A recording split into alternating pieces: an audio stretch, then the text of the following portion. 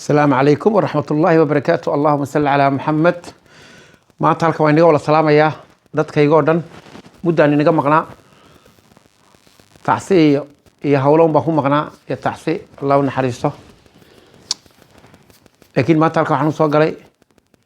إن أنهم بليه حسن شيخ محمود جيس النمذو وقرار لقاط حسن شيخو مدحوينه إمارات وحنا كم صوّدوا دولة مسلمة وحنا صوّدوا وين كارقبوين لكن ما تهدد قرطي إن تكئريتي دولكي صوماليات شرفي ما مصبر لهذا طلباتنا وحويان إن ماركتي عاصمة دي لبعض إلا سعانود إن كذا دعي سنة ونكوهم بلينا يا معمول قبلات كوقوي بري عاصمة تاي ماركت عاصمة لبعض صوماليا إلا سعانود إن كذا دعي سنة وهم بلينا لبعض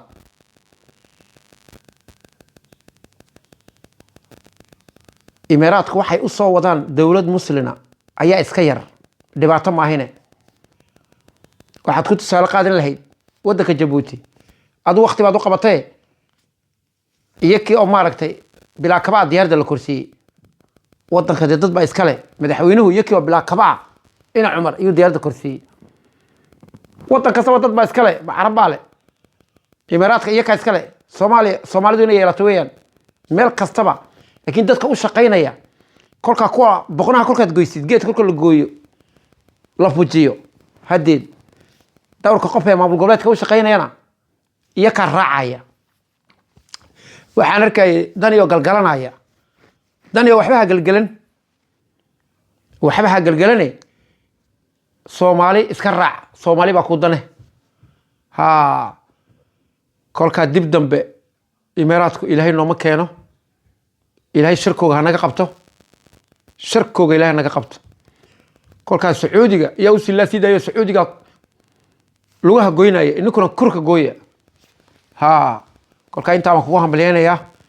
معمول قلواتكي وقوي بريماتا وحوغي هاي wax kastoo loo dhintaba sharafta bay leedahay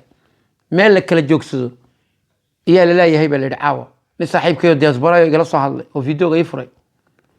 maqaaxiyaasha cuntadii la dhameeyay dukaanadii hoteeladii meel kala galaa leeyahay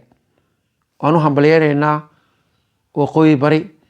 anaku dhinac waxiis ka nahay hadaan ciisanahay 2026 intii dhamaana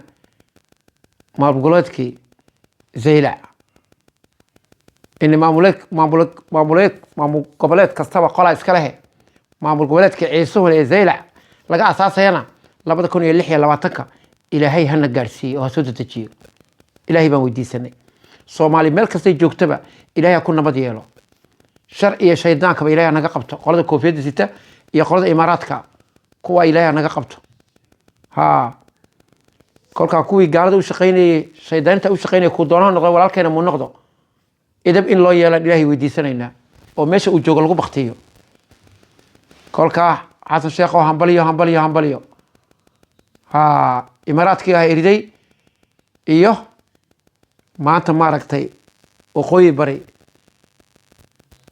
caasimadii labaad ee Lascaanood intaad ka dhaadhacaysid oo ku hambalyeynaa madaxweynahana la soo dhaweeyo ha la soo dhaweeyo si fiican loo soo dhaweeyo iyo dawladdiisaba. Assalaamu calaykum waraxmatullaahi wabarakaatuh.